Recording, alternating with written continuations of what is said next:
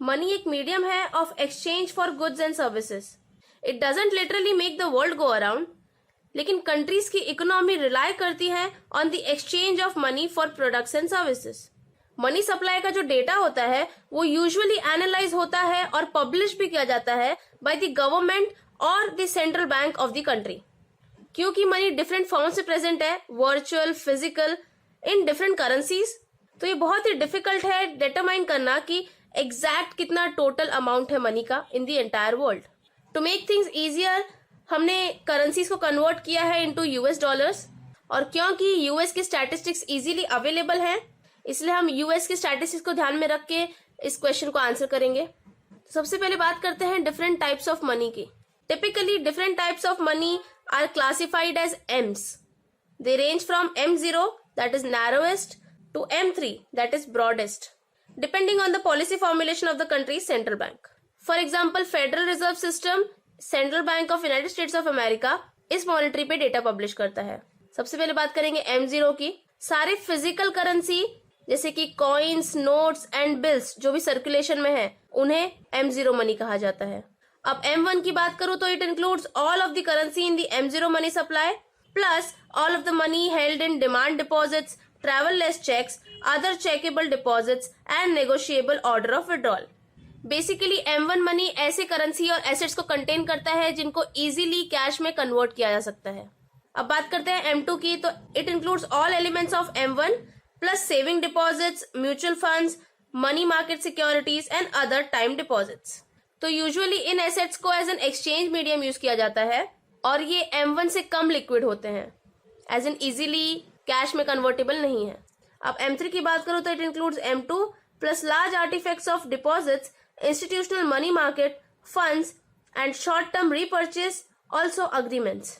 ये assets are less liquid than other elements of the money. 2006 के बाद से फेडरल रिजर्व सिस्टम ने M3 मनी को ट्रैक करना बंद कर दिया है, क्योंकि इकोनॉमिक एक्टिविटी से रिलेटेड जितना भी वैल्यूएबल इन्फॉर्मेशन है वो सब कुछ प्रेजेंट होता है इन M2 money supply.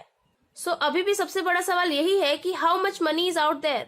As of Jan 31, 2019, there was nearly 1.7 trillion US dollars in circulation, including Federal Reserve notes, coins and currency no longer issued.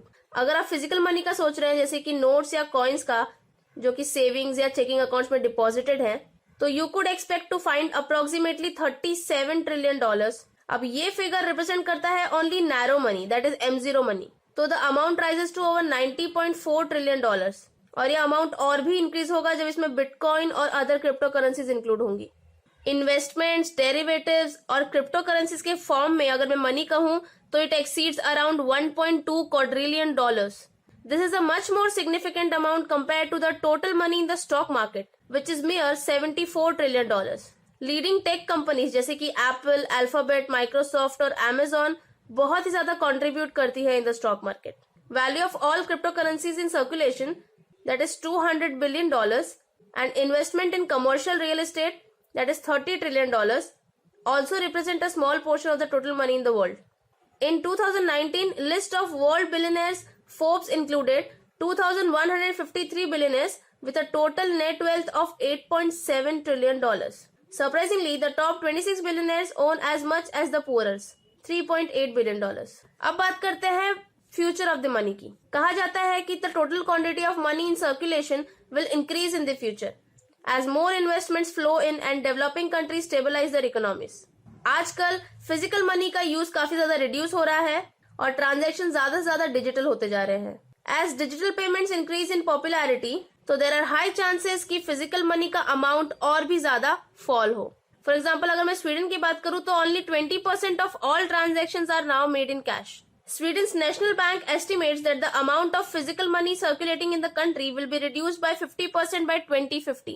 Whichever way you look at it, counting up the exact amount is next to impossible. इस question को answer करने का कोई precise वे नहीं है। How can you quantify something that changes in value not just in terms of currency rates but also in meaning? So that was it, guys. I hope you find this video informative, and if you did, feel free to subscribe to the channel. Thank you so much.